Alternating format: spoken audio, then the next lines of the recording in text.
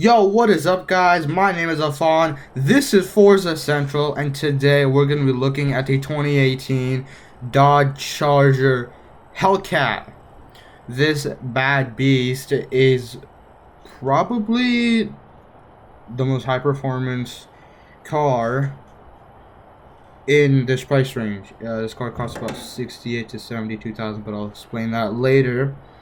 This thing is powered by a beautiful looking supercharged Hemi 6.4 liter big boy V8.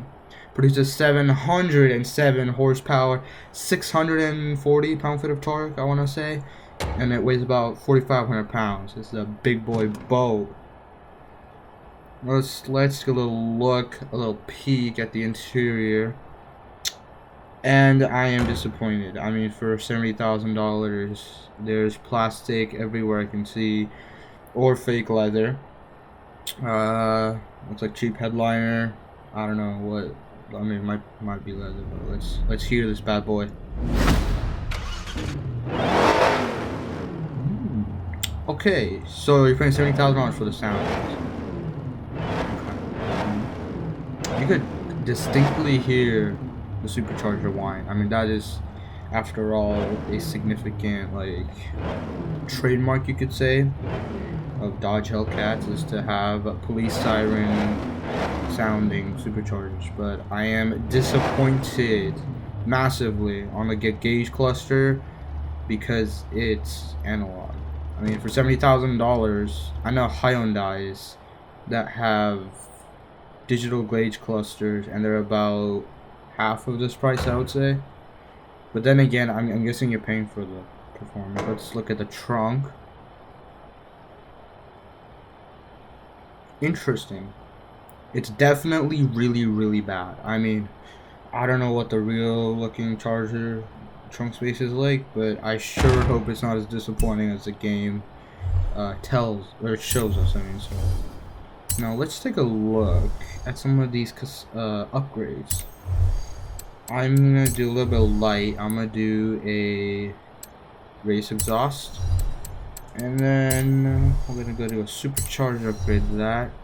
Actually, how much power is that? Ooh, 824. Interesting.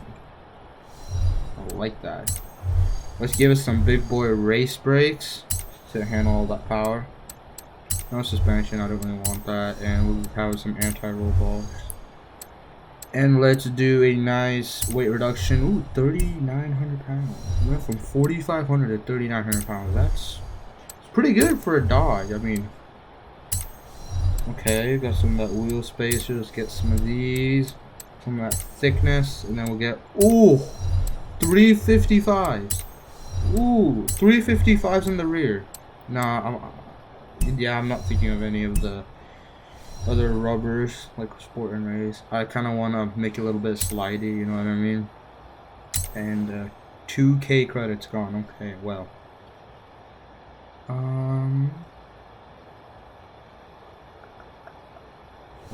wait, would you guys pay $70,000 for this car? I feel like, I don't know, I feel like it's overpriced. I would put this like high 50s. I want to put it at 68 or 72, whatever it is. Interesting colors with that.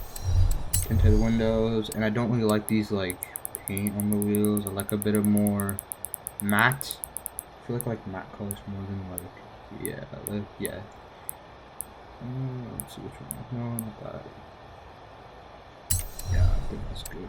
Well, after this video, I think I'm gonna make it dark, but I like it. It looks kind of cool. Let's save this car. So 68,000. Let's say this specific car is around 69,000. So basically 70K. Now 70K is pretty good as like a intro to muscle cars, I want to say. Although, as in a muscle like a full-on muscle sedan. Like if you want over 700 horsepower, then get a Charger. And if you have like a budget of let's say 80,000, you can't get a CTS-V that has 800 horsepower, or sorry, 700. Let's change some of that audio so that you can hear me better. Now, I do want to say, like, I guess you could say this is a good intro to high performance sedans, because the Alfa Romeo Giulia that I will review in a couple weeks, see, that isn't really a sedan. It's more of a two-door coupe with the rear like 2 doors slash seats. Also, they're kind of like useless. Right after that, we're already slow. That's the type of car I like. I feel like I like sedans more than like coupes or GT cars. I really don't know, but I mean, there's really no grip. I mean, it's really hard for me to control that. It's really hard for me to control it. I mean, it's probably because of winter and there's like ice every 3 seconds, but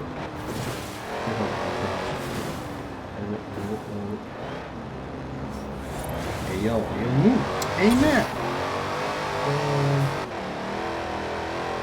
The AI in this game, bro, is a little bit weird, but back to the car. This car handles pretty good. I'm gonna ignore that. This car handles pretty good, although I don't like how, ignore all the crashing, how this car handles like a boat. Yes, it's 3,900 pounds, but you cannot, and I mean cannot, get over the fact that it handles like it's a big boat. See, with the CTS-V, it doesn't handle like a boat. It handles like an actual Corvette, even though it's about a couple 100 pounds heavier than the traditional ZR1 or Z06. And I don't know. I feel like this car is more. I feel like this car is more for like drag racing. And I know they're thinking, Honda, why is that so surprising? It's a Dodge. Yes, I know. But when someone or when a car manufacturer makes a high-performance sedan, you don't think drag racing vehicle. For drag racing from Dodge, you would think the Dodge Demon, the Dodge Challenger, not the Charger. Charger, by the way, the 4-door, Challenger, the 2-door. More of that later. But it's just, why? Like, if you're gonna make a high-performance sedan, don't spend as much money on the engine, transmission, and everything else.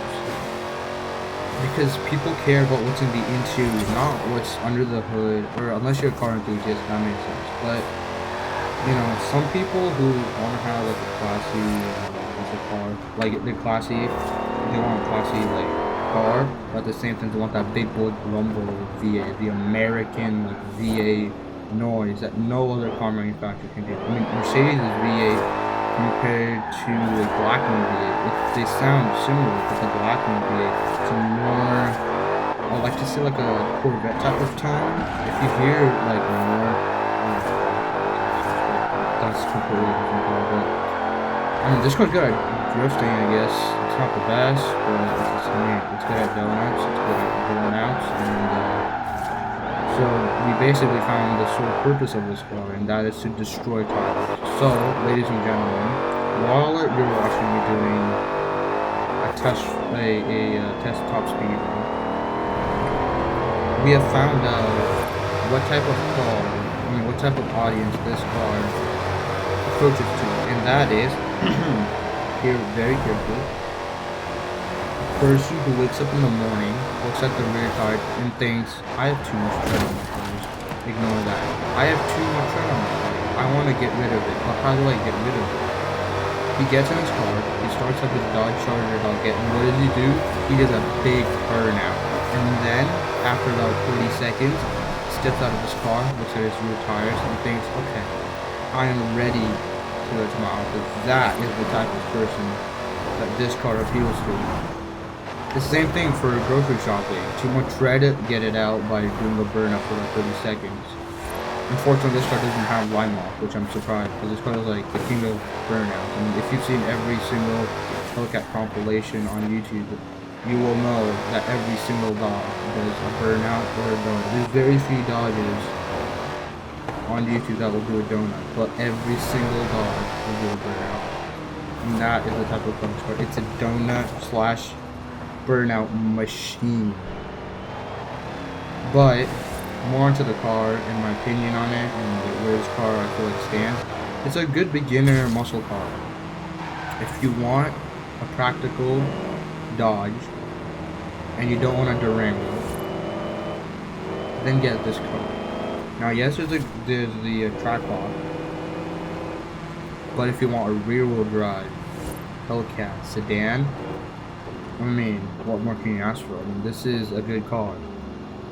I don't really like the interior. I feel like if there was like a thing maybe in the future Dodge could put a digital gauge cluster, I would happily take this car. But I feel like it's not, like, I don't prefer it. If someone gave me this Dodge, I would say, okay. I mean, I can handle it for about a week.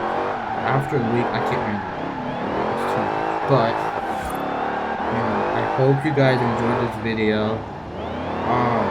I think I'm gonna do like 2 different series. One's gonna be reviews and one's gonna be gameplay in the next video. But while you're watching this towards the end, hit the like button, subscribe if you're new, comment below whatever you want to comment, and turn on the post notifications, the bell beside the subscribe button. Turn that on for me so you don't miss out on the next bangers. It's a dude banger. Yeah, and I'll see you next time. Bye.